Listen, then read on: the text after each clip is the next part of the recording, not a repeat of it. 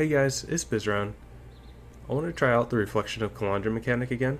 This time, we're going to be using it on some crystallized Omniscience rings.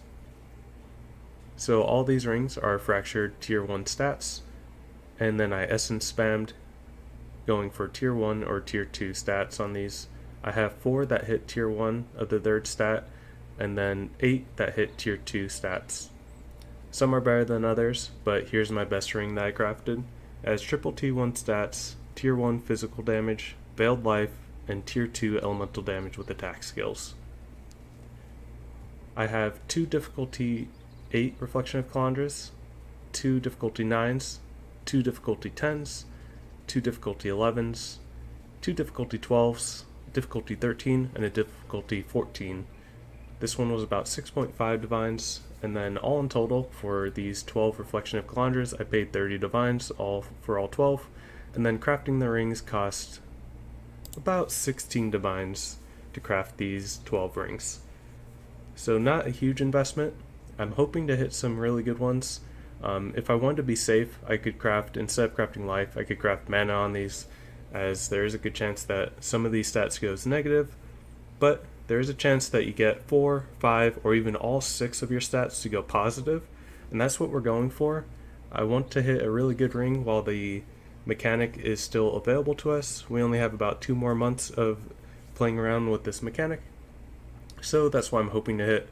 I really would like to hit this one. If this one goes all 6 positives, this would be a crazy Omniscience ring.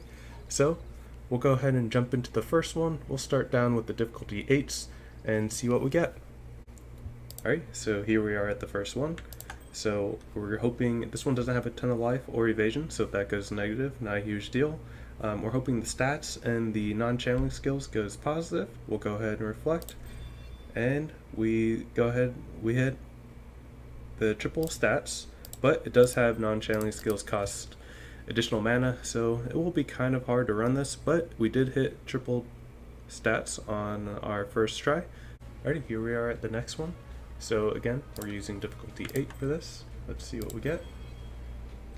And so we didn't get triple T1 stats. I mean, we could take the double stat here. This one has Dex and Int, but it has minus life. Probably still best to take the double stat, I think. I mean, this one could be good for people who don't care about Dex or Int and they just want strength. It does have double life, but I'm going to take the double stat one here, I think. Still not that great of an outcome. Alrighty, here we are at the next reflection. So let's go ahead and reflect, see what we get. And again, we didn't get the triple stats, so we got, again, double stats here, negative life, and then this one has strength, positive life. This one does have some leech on it. We'll go ahead and just probably take this one this time. Not really great outcomes on either side, so we'll take this one, why not? And we'll move on to the next one. Alright, we're at reflection number 4. Let's go ahead and see what we get on this next one. Again, we didn't hit triple stats here. This one has Dex, Int, and positive life, and then the cold damage and lightning damage both went negative, so it goes against you. I think we're going to go ahead and take that one here. Yeah, we'll take this one, and we'll move on to the next one. We're going to be moving on to difficulty 10s next. Here we are at the next. Let's see what we get. This is difficulty 10. Again, did not get the triple stats, so we'll go ahead and pick one of these. So this one has positive strength, Dex, negative life. This one has positive Int, negative strength, and Dex. Adds lightning damage and positive life. We'll pick the double stat one here, and we'll move on to the next one. Here we are at ring number 6. Let's throw in the reflection and hope for triple stats, and again, didn't get triple stats. This one has positive life, Dex, and Int. We'll probably just take that one. Yeah, we'll take the double stat one again and move on to the next difficulty. We're going to go for difficulty 11 on these next two. So I'll jump to the next one and see if we get anything good. Here we are at ring number 7. Let's throw in here. This one has tier 1 fizz, so that would be nice. And we go ahead and did not hit triple stats again. We'll probably take unlucky. Pretty bad outcome. I think we'll go for, maybe we'll go for this one. I don't know. The dex and strength is pretty bad. Probably be better to take the double stats here, but maybe we'll take this one just because it has the non-channeling skills. And we'll move on to the next one and see what we get on the next one. Okay, we're at ring number 8 here. Let's throw it in here. Hope for something good. Did not hit triple stats again. We'll probably take the not even a good outcome at all. This one has strength, life, and non-channeling skills. Probably better still to take the double stats, but we'll go ahead and take this one this time. And we'll move on to the next one. So we're going to be moving on to our next two are going to be difficulty 12s. Okay, we're at ring number 9 here. These are my better rings here. These are all, the last 4 will be triple T1 stats.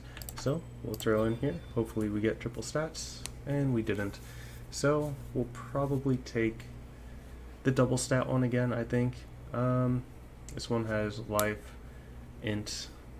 Yeah, not great. So we'll take this dex and strength one. Non-channeling skills have -15. Does have negative life, negative ES, but it's our best option. And we'll move on to the next one. Hopefully we get something better off these last 3. Alright, we're at ring number 10 here. Let's go ahead and throw it in. Hope for tier 3 stats, and we did not again get 3 stats.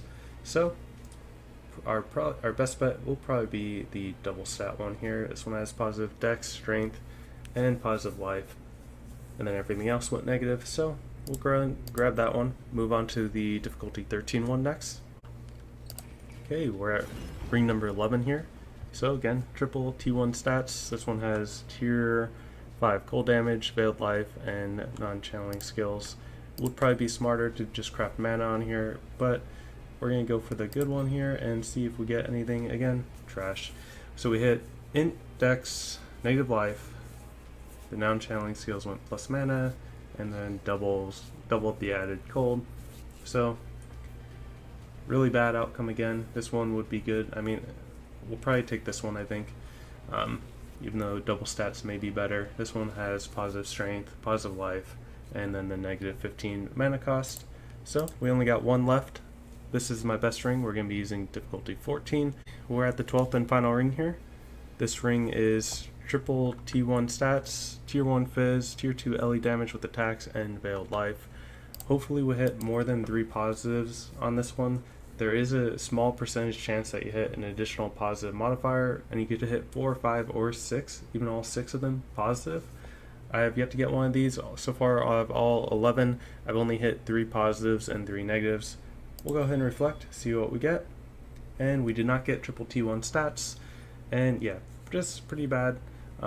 This one has int, dex, and then doubled elemental damage. So we'll probably take this one. It has negative life, negative strength, and negative fizz damage. So this one has life, double fizz, double strength, but negative LE damage.